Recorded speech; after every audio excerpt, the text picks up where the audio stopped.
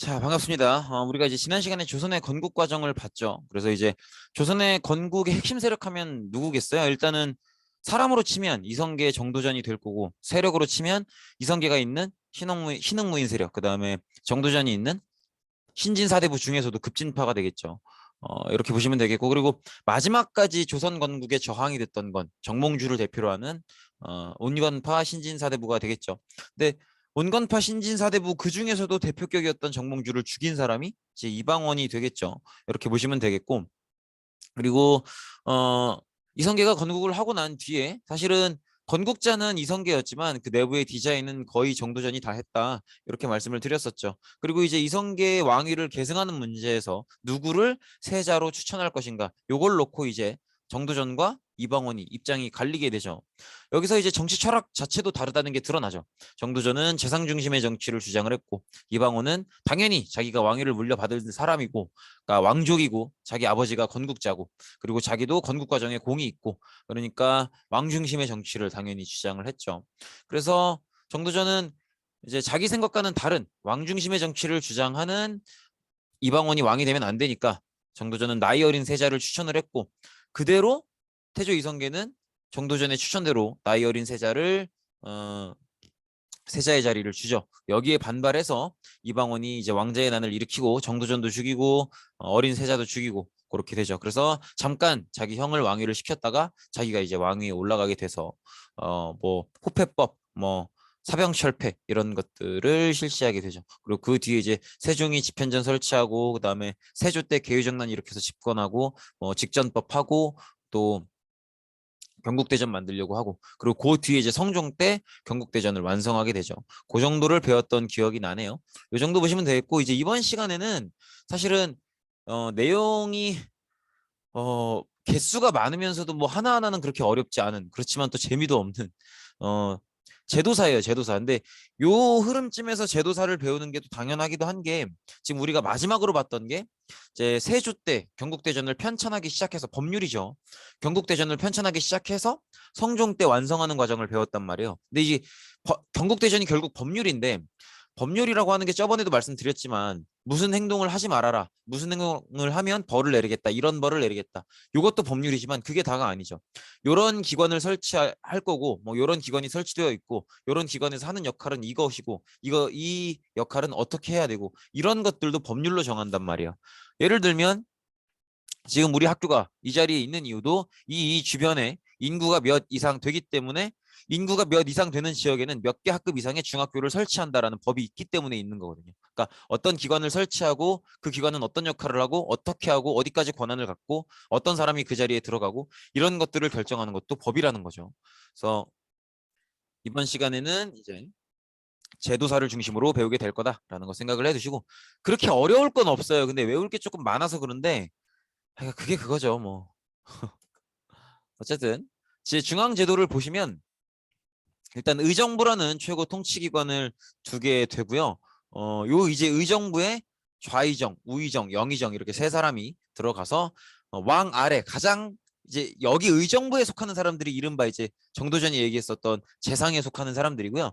그리고 왕 아래 가장 높은 정책 결정 기관입니다. 그래서 의정부에서 거의 최종적인 결정을 내리고 이제 왕한테 들고 가서 이렇게 하려고 하는데 괜찮겠습니까? 이렇게 허락을 구하는 과정을 거치는 거죠. 그래서 삼정승, 영의정, 좌의정, 우의정, 영의정, 요 삼정승의 합의를 통해서 국가의 정무, 국가의 정치적 업무의 최고 수준의 결정 기관이다, 이렇게 보시면 되겠고, 그다음에 의정부 아래 이제 6조가 있는데 6조의 장관까지를 보통 재상으로 쳐요. 그래서 이호, 예, 병, 형, 공 이렇게 6조가 있어요. 이게 이제 비슷한 이름이 고려에도 있었죠. 근데 고려는 육부라고 했었잖아요. 고려 때는 스스로를 이제 황제 국가라고 생각했기 때문에 육부라고 한 거고요. 그다음에 조선은 명에 대한 사대를 인정하기 때문에 육조로 부르는 거예요.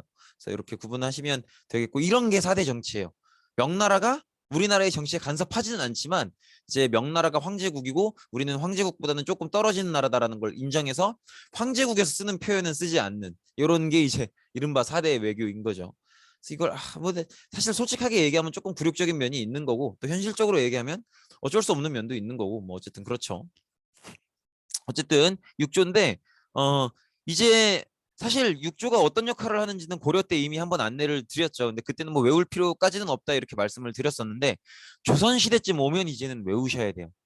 각각의 부서들이 어떤 역할을 하는지 외우셔야 되는데 사실 이조랑 호조 빼면 나머지는 거의 이름에서 역할이 드러나요. 하나하나 이렇게 보면 일단 이조는 인사과 업무예요. 그래서 누구를 뽑을 거고 그래서 이제 과거 시험도 보통은 이조에서 주관을 합니다. 그래서 누구를 합격시킬 거고 또 지금 일하는 사람들 중에 누구를 승진을 시킬 거고 모두가 승진할 수 있는 건 아니잖아요. 그러면 그들 중에서 누구를 승진시킬 거고 또 누구는 어느 자리로 내보낼 거고. 그러니까 이런 거 있죠. 왜 제가 역사 선생님이지만 학교에서는 학교 폭력 업무를 맡고 있잖아요.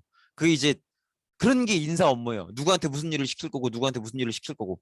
가만 보시면 자세히 살펴보시면 이제 여러분들 이제 3학년 됐으니까 선생님들 중에서 작년이랑 하시는 업무가 조금 바뀌신 선생님들이 있으실 거예요. 그렇게 업무를 조정하는 게 인사예요. 그리고 말 나온 김에 학폭 좀 그만하고 싶다.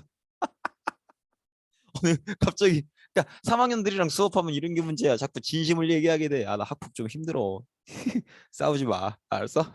어쨌든 그렇고 그다음에 병조는 이제 병사에서 티가 나죠. 이게 남자친구들 여러분들의 장래희망이 뭔지는 모르겠지만 여러분들은 미래에 군대에 가게 되어 있습니다. 얼마나 복받쳤으면 이렇게 정확하게 발음하니. 그래서 여러분들의 먼 미래에 어떤 직업을 가지실지 모르겠지만 여러분들의 젊음의 한순간은 병사로 지내게 되시겠죠. 바트로총 그리고 이제 연병장 뛰고 막 엄마 보고 싶어 이런 거 하고 그죠. 사실 요 얘기만 나오면 저는 기분이 너무 좋아요. 여러분들이 어떻게 느끼든 말든 여러분들이 군대 가서 고생할 생각하면 짜릿합니다. 왜냐면 나는 끝났으니까. 어쨌든 이렇게 병사를 관리하고 국방 안보 쪽의 업무를 보는 곳이 병조입니다. 그리고 호조는 사실 호조는 외우셔야 돼요. 왜냐면 우리가 익숙하게 쓰는 용어 중에 호자 들어가는 돈 쓰는 일이 없어요. 그래서 어쨌든 재정 업무입니다. 그래서 국가에서 세금 수입을 얼마나 확보할 수 있고 또 이렇게 받은 돈을 어디에 쓸 수 있고 어디에 써야 되고 이런 자금 계획을 세우는 곳이 호조입니다. 그리고 형조는 법률 업무인데 이거 어떻게 기억하시면 되냐면 우리 경찰 중에서도 법인 잡는 분들은 뭐라 그래요? 이렇게 수사 지휘하고 범인 잡는 분들 형사라 그러죠. 딱 그 형자예요. 한자가. 그래서 형조는 법률. 그래서 잘못한 사람들 잡아내고 또 치안 유지하고 또 잘못한 사람한테 어떤 법률을 어떻게 적용해서 이제 얼만큼의 벌을 줄 건지 약간 재판의 업무까지도 형조에서 맡아서 합니다. 그래서 법률 전문가들이 필요한 그런 곳이죠. 그다음에 예조는 예식인데 예식 뭐 그냥 예의 있게 하면 행동하면 되는 거 아니야? 이렇게 생각하실 수 있는데 국가 예식을 치를 일이 굉장히 많아요. 생각보다. 일단 왕이 즉위를 하실 거고요. 그다음에 어 결혼도 하실 거고요. 그다음에 이제 왕자도 태어나실 거고 공주도 태어나실 거고요. 그죠? 그다음에 왕자도 결혼을 하실 거고 또 그 왕자들 중에서 누군가는 내 뒤를 이을 세자로 또 정해야 될 거고요. 그 모든 것들이 다 행사란 말이에요. 내가 왕으로 즉위하는 거, 해마다 생일, 그다음에 내가 결혼하는 거, 그러면 내 왕비의 생일, 그다음에 내가 아들을 낳든 딸을 낳든 또 그 아들 딸의 생일, 또 내 아들이 결혼하면 그것도 그리고 또 명나라나 이런 데서 사신 오면 또 맞아드려야 될 거 아니야. 그런 것도 다 행사다. 그래서 그런 행사들을 어떻게 이제 진행할 건지 그런 국가 예식을 결정하는 곳이 예조입니다. 그다음에 공조는 우리 공사 짓는다 그러죠. 그래서 이렇게 건축, 시설 이런 것들을 관장하는 곳이 공조죠. 그래서 뭐 성곽, 뭐 궁궐 아니면 뭐 저수지 이런 도로, 교량 이런 것들을 관리하는 곳이 공조입니다. 그래서 각 부서의 역할을 이렇게 한번 살펴봤는데 아무래도 이제 이조랑 호조 빼면 나머지는 그 이름에서 대충 역할이 들어오죠. 병사 관리하는 데가 병조고 형사님들 일하시는 데가 형조고 그다음에 공사하는 데가 공조고 그다음에 예식 차리는 데가 예조인데 이조랑 호조만 좀 따로 외워두시면 될 것 같아요. 그렇게 보시면 되겠고 그다음에 3사가 중요해요. 사실 과거 합격자들 중에서 가장 똑똑한 최상위 탑 클래스들이 여기에 가요. 사헌부, 사관원, 홍문관. 그래서 보통 여기를 청요직이라고 부르고 가장 중요한 관직에 있는 자리고 나름대로 힘도 가장까지는 아니라도 꽤 센 편이라고 볼 수 있죠. 그래서 각각의 역할을 보면 일단 기본적으로 셋 다 언론 기능을 하는데 여기서 말하는 언론 기능은 무슨 이제 중앙일보 뭐 무슨 동아일보 뭐 이런 것처럼 신문 뭐 아니면 뉴스 뭐 KBS 이런 역할을 하는 게 아니에요. 여기서 말하는 언론은 무엇이 옳고 무엇이 그른가를 따지는 그런 의견을 낸다라는 의미예요. 이해되시겠죠? 그리고 권력의 독점, 부정부패 이런 권력을 잘못된 방법으로 쓰는 그런 것들을 방지하기 위한 그런 기관입니다. 그래서 사원부의 역할을 보면 감찰, 풍기 단속 이렇게 되어 있는데 요거 옆에 조그맣게 받아 적어주시면 좋을 것 같아요. 관리들 뇌물 받아먹고 이런 거 잘 이제 검사하고 그러지 못하게끔 만들고 하는 게 사원부여서 관리들은 기본적으로 이제 귀족이고 권력자니까 여러 가지 권력들이 있을 거 아니에요. 근데 그 권력을 나쁜 데 쓰지는 않는지 악용하지는 않는지 이런 것들을 잘 살펴보는 것이. 그래서 만약에 악용하는 사람이 있다. 그럼 콕 집어서 이리 와 이렇게 해서 이렇게 저렇게 해서 벌 주고 하는 곳이 사원부입니다. 그다음에 사관원은 간쟁인데 요 간하다, 이 쟁은 싸운다는 거고요. 간하다라는 게 이제 뭐냐면 잔소리예요. 쉽게 얘기하면. 그래서 사실 간하다라는 건 이런 얘기를 하면은 전하께서 왕이 듣기 싫어할 줄 알아요. 그런데도 왕한테 가서 전하, 정책을 이런 정책을 하시면은 백성들이 좋아하겠습니까? 백성들 이런 정책 하시면 엄청 힘듭니다. 이게 뭐 하시는 겁니까? 이렇게 용기 있게 얘기하는 기관이 사관원이에요. 그러니까 조선 같은 경우에는 정치 철학 자체가 신하도 왕에게 직언을 할 수 있어야 되고 왕이 듣기 싫은 소리라도 할 수 있어야 된다. 그리고 왕도 무릇 왕이라면 신하들이 듣기 싫은 소리를 하더라도 그거를 귀 기울여 들을 줄 알아야 되고 그 얘기가 들어봐서 맞는 얘기라고 타당한 얘기라고 생각이 되면 충분히 반영을 해야 된다. 이걸 굉장히 중요하고 가치 있게 여겼기 때문에 아예 그걸 전문으로 하는 기관을 두는 거예요. 그래서 사관원은 사실 왕이랑 토론하고 맞짱 뜨는 그런 걸 전문으로 하는 기관이에요. 그래서 맨날 찾아가서 전하 이거를 지금 법이라고 지금 이거 안 됩니다. 이게 정책입니까? 이거 안 됩니다. 이거 이렇게 하시면은 이것 때문에 힘들고 저것 때문에 힘들고 안 됩니다. 이 얘기를 맨날 하는 곳이 사관원이다. 이렇게 보시면 돼 있고 그다음에 홍문관은 완전 여긴 스쿨이에요. 완전 학교고 완전 연구기관이고 요 가장 비슷한 기관이 세종 때 세웠던 집현전인데 집현전 출신들이 이제 기억하시겠지만 우리 세조가 즉위했던 과정 기억나시죠? 개유정난. 개유정난 때 이제 세조가 앞선 왕이었던 어린 왕이었던 단종을 죽이잖아요.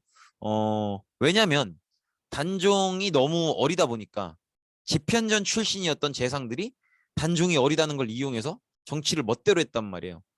그러다 보니까 이제 세조는 그게 잘못됐다고 생각하고 자기가 왕이 돼서 자기가 정치의 중심에 똑바로 서야겠다. 중심을 잡고 서야겠다라고 생각을 해서 자기가 이제 개유정난을 일으켜서 즉위를 한 거죠. 그런데 이제 그 이유 때문에 집현전 계속 놔둬봐야 저기 출신 재상들이 또 왕권을 뒤흔들 거다. 이렇게 생각을 해서 세조 때 집현전을 없애버려요. 없애버리는데 이제 성종 때 홍문과 그러니까 집현전은 순수하게 사실 학문을 연구하는 기관이거든요.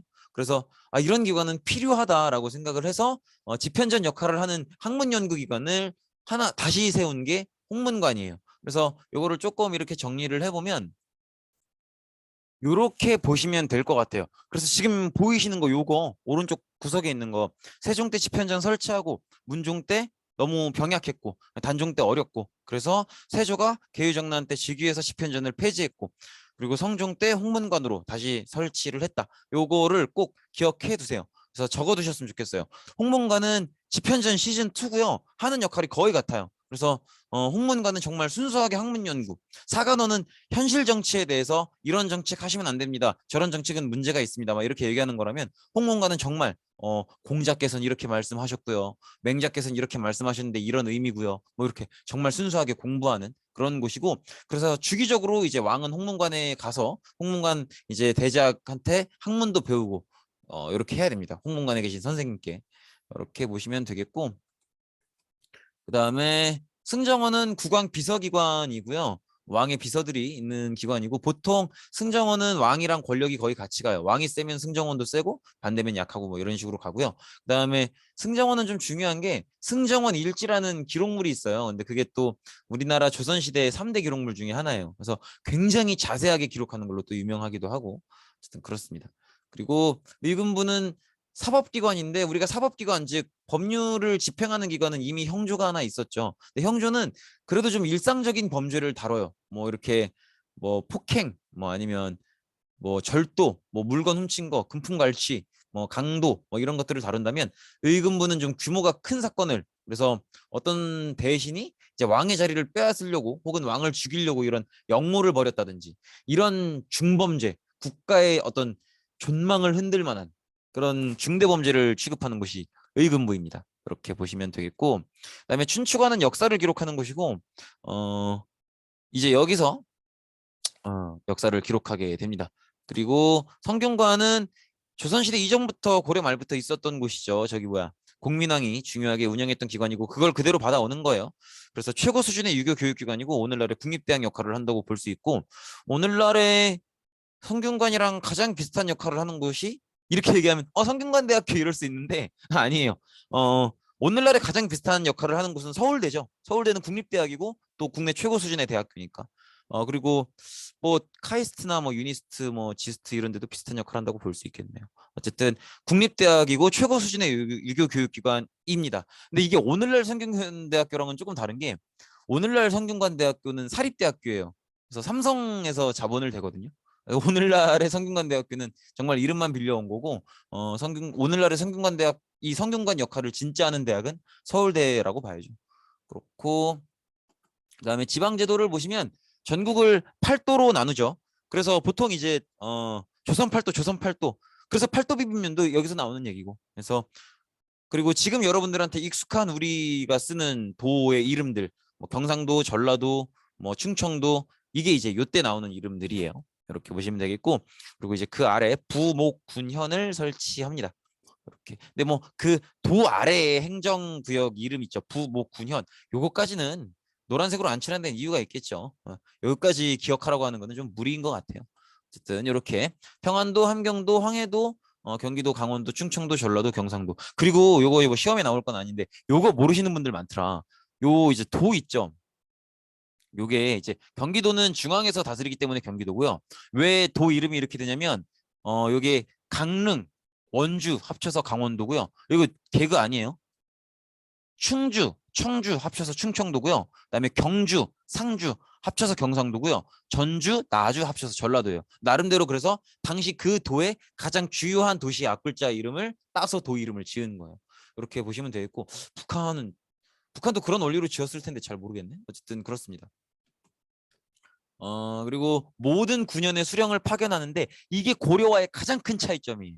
이해되시겠죠? 고려 때는 기억하시겠지만 수령을 파견은 했지만 모든 군현에 다 파견하진 못했죠. 그래서 주현에만 파견을 했고 속현에는 파견하지 못했기 때문에 속현은 그 지방 동네의 향리가 보통 이제 어, 속현을 다스렸죠. 근데 주현이 속현보다 훨씬 적었죠. 속현이 훨씬 많았죠. 근데 이제 조선 시대에는 모든 군현에 수령을 파견하게 됩니다. 그렇게 보시면 되겠고, 그리고 수령은 사실상 그 동네에서 왕이에요. 그래서 행정권, 사법권, 군사권을 갖고 지방의 각 담당 지역을 통치하게 되죠. 그리고 수령 아래 향리가 행정 실무를 담당하게 되고요. 그리고 요게 이제 고려의 향리와는 조금 차이가 있어요. 고려의 향리는 사실상 지방 호족 출신인데 중앙으로 진출 안 한 사람들이 하는 거라서 꽤 권력이 세요. 그래서 이제 수령을 전국에 파견하지 못하는 거거든요. 지방 호족 출신들이기 때문에 걔들 힘이 세서. 근데 조선시대 때는 그런 상황이 아니기 때문에 향리가 정말 그냥 수령 꼬봉이라고 생각하시면 돼요. 그래서 수령 아래에 향리가 행정 실무를 담당하는데 차이가 있다면, 수령은 중앙에서 파견되기 때문에 파견된 초반에는 그 동네 그 학교가 아니고 그 동네 사정을 잘 몰라요. 근데 향리는 그 동네에서 뽑는 거기 때문에 수령보다는 아랫사람이지만 그 동네 사정은 잘 알죠.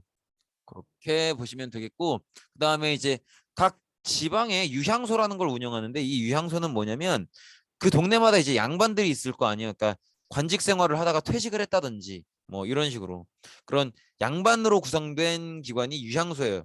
그래서 유향소는 정식 이제 행정제도는 아니에요. 정식 행정제도는 아닌데 그 지역의 동네 양반들로 구성이 돼서 이제 백성들을 이것저것 유학을 가르쳐 주기도 하고, 그리고 수령들이 업무를 잘 볼 수 있도록 옆에서 도와주기도 하고, 혹시 향리가 이 동네를 잘한다 그래서 뭔가 수령을 이용해서 뭔가 나쁜 이익을 취하고 있지는 않은지 견제하기도 하고, 또 때로는 수령을 견제하기도 하고, 이렇게 그 동네 양반들이 모여 있는 곳이 유향소입니다.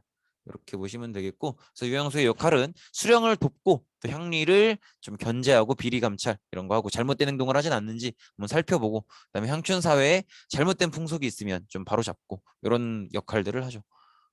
그리고 군사제도는 뭐 그렇게 어렵게 보실 거 없고, 16세부터 60세까지 양인 남자는, 그러니까 천민 빼고 다 가라는 거예요. 그러니까 여기서 말하는 양인 남자는 귀족의 여기서만 이렇게 조선 사회는 귀족 사회라고 보긴 어려운데 어쨌든 천민이 아닌 모든 남자는 저 나이 때 현역 군인으로 복무해라. 이렇게 얘기를 하는 건데 16세에서 60세 내내 군 생활을 하는 건 당연히 아니고요. 이제 일정 기간 동안 불려가는 기간 동안만 군 생활을 하게 되죠. 근데 여기서 좀 말씀드리고 싶은 게 사람들이 진짜 많이 오해하는 게 인터넷에서 막 그런 자료들을 봐요. 뭐 조선시대 때는 평균 수명이 35세였다더라, 뭐 37세였다더라. 그러면은 사람들이 뭐라고 생각을 하냐면 평균 수명이 35세? 그러면 한 30 되면 완전 놓친네야? 뭐 이렇게 생각을 해요. 근데 그게 아니에요. 조선 시대에도 원래 사람은 60세 가까이 살아요. 그렇기 때문에 세금도 60세까지 걷는 거고 군대도 60세까지 역할을 하라고 하는 거예요.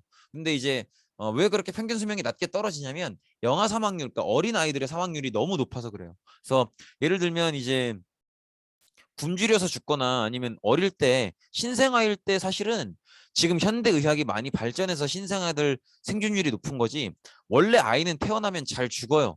지금 사회가 굉장히 발전된 사회인 거예요. 그리고 이렇게 신생아가 태어나면 온 주변의 사람과 관심을 독차지하고 막 이렇게 막 보살핌을 받고 이런 것도 근대 현대 들어와서의 얘기지 원래 그렇게까지 안 돼요. 그렇기 때문에 평균 노출에도 굉장히 취약하고 그리고 심지어 이렇게 나라 전체의 경제가 어려워지면 백성들 중에 상당수가 이제 노동력을 위해서 아이를 많이 낳는데 근데 이제 그럼에도 불구하고 식량이 없다. 그러면 아이를 부모 손으로 죽이는 경우도 많아요. 그래서 워낙 이렇게 영아 사망률, 어린아이들 사망률이 높기 때문에 평균 수명 전체가 너무 낮게 나오는 거지. 무슨 막 평균 수명이 37세라 그래서 막 35만 되면 완전 중노친 내고 막 수염이 허옇고 막 그런 게 아니에요. 그래서 건강하게 어린아이의 시간을 지나온 사람들은 별일 없으면 60세 넘어서까지 삽니다. 그래서 이렇게 보시면 되겠고 어쨌든 그렇고 보통 이제 어 조선의 군대는 이런 식으로 조직이 돼요. 그러니까 한 3인 1조로 묶여서 한 사람이 군 생활을 하고 나머지 두 사람이 이 사람 군 생활에 필요한 비용을 대는 그런 이제 구성으로 움직이게 됩니다. 근데 이거는 뭐 그런가 보다 하시면 되고 그다음에 중앙군은 5위로 조직이 되고 세조 때 정비가 됩니다. 이렇게 보시면 되겠고 그리고 지방군은 육군과 수군으로 구성이 되는데 보통 이제 각 도에 병마절도사 그리고 이제 해안가에는 수군절도사가 파견이 돼서 지휘를 합니다. 이렇게 보시면 되겠고 중앙군 5위 그다음에 지방군에 병마절도사, 수군절도사가 파견된다는 거 정도는 기억하시면 좋을 것 같아요. 그리고 통신이라니까 조선시대에 좀 웃기죠. 근데 이거 뭐 얘기하는 거냐면 이제 보통은 봉수대예요. 그래서 긴급한 군사적인 상황이 생겼을 때 봉수대로 소식을 전합니다. 봉수대 뭐 아실 거예요. 요거예요, 요거. 그래서 상황마다 그 상황에 맞는 개수의 불을 피워 올려서 멀리서도 볼 수 있도록 한 거죠. 이렇게 보시면 되겠고 보통 3km 간격으로 산 높이에 설치를 합니다. 그래서 멀리서 보이라고 이렇게 하는 거고 대낮에도 꽤 잘 보인다고 해요. 이제 연기를 피워 올리면 그래서 이렇게 개수가 이렇게 개수마다 의미가 있는데 요거는 그냥 소개만 해드리는 거고 이걸 외워라 이런 건 아니에요. 근데 어쨌든 요거는 기억하셔야죠. 이제 피어 올라오는 연기의 개수가 많을수록 뭔가 위급한 거긴 한 거예요. 이해되시겠죠? 그래서 이렇게 보시면 되겠고 그 다음에 학교를 세우는데요. 일단 교육을 하는데 당연히 뭘 가르치겠어요? 유교가 중심이죠. 그래서 이렇게 대체로 유교 교육을 하고요. 그 다음에 대체로가 아니라 유교 교육을 하는 교육기관들을 만들고요. 그 다음에 기본적으로 양인이라면 누구나 받을 수 있습니다. 여기서 말하는 양인은 천민 빼고 다 얘기하는 거예요.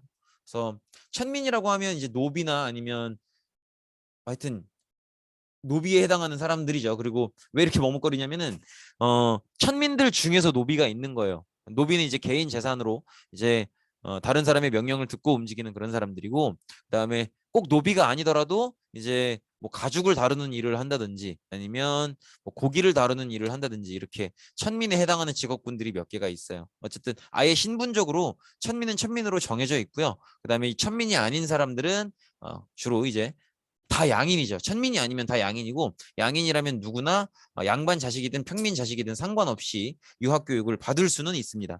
근데 이제 제도적으로 받을 수 있다는 거고 사실 보통 평민 자제들은 거의 못 받고 받아봐야 서당 정도죠. 왜냐면 앵간치 나이 먹었으면 여기서 말하는 앵간치 나이 먹었다는 건 한 15, 16 됐으면 그럼 이제 농산일을 하러 가야죠. 왜냐면 이제 아버지의 일을 농산일을 도와줄 수 있는 이제 체격과 힘을 갖췄기 때문에 그럼 빨리빨리 농사하러 가야 돼요. 공부할 시간이 없어. 그래서 보통 서당 정도 까지고 그 이후 교육은 받는 경우들이 드물죠.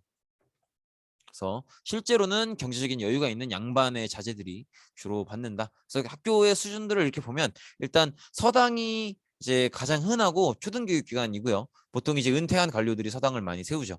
그래서 한문 뭐 여기서 이제 천자문 같은 거 배우는 거예요. 하늘천 따지 뭐 거무련 누르나 이런 거.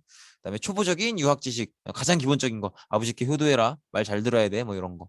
그다음에 이제 사부학당은 지금의 중고등학교 수준의 교육기관인데 서울에 위치한 거예요. 그래서 동서남북 이렇게 4개의 교육기관이 있습니다. 원래는 5부였는데 하나가 줄었어요.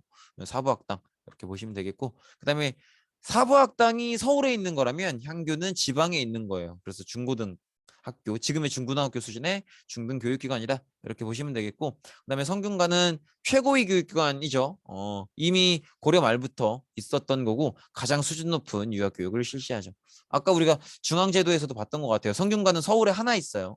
그다음에 향교는 각 지방마다 이렇게 있고 사부학당은 서울에 있고 서당은 각 동네마다 가장 많이 있는 거고 이렇게 보시면 되겠고 그다음에 의학이나 외국어, 법학, 천문 이런 것들은 각각 이제 필요한 기관에서 보통 가르치게 됩니다. 이렇게 보시면 되겠고 그리고 관리 선발은 당연히 과거제예요. 조선도 광종 이후의 고려와 마찬가지로 당연히 과거를 실시하고요. 그리고 당연히 이 과거의 시험 내용은 유교가 되겠죠.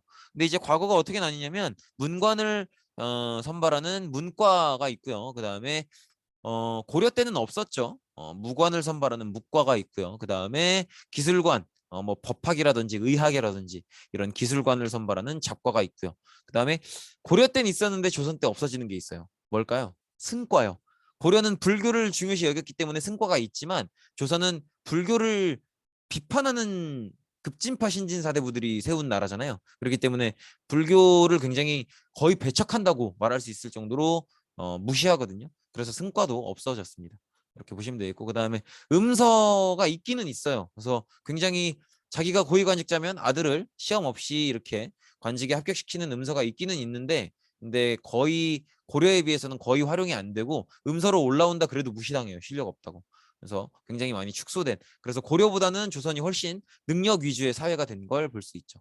어, 그리고 아까 말씀드린 것처럼 승과는 없앴고 이 정도를 보시면 되겠습니다. 네, 고생 많으셨습니다. 오늘 수업은 여기까지 하도록 하겠습니다.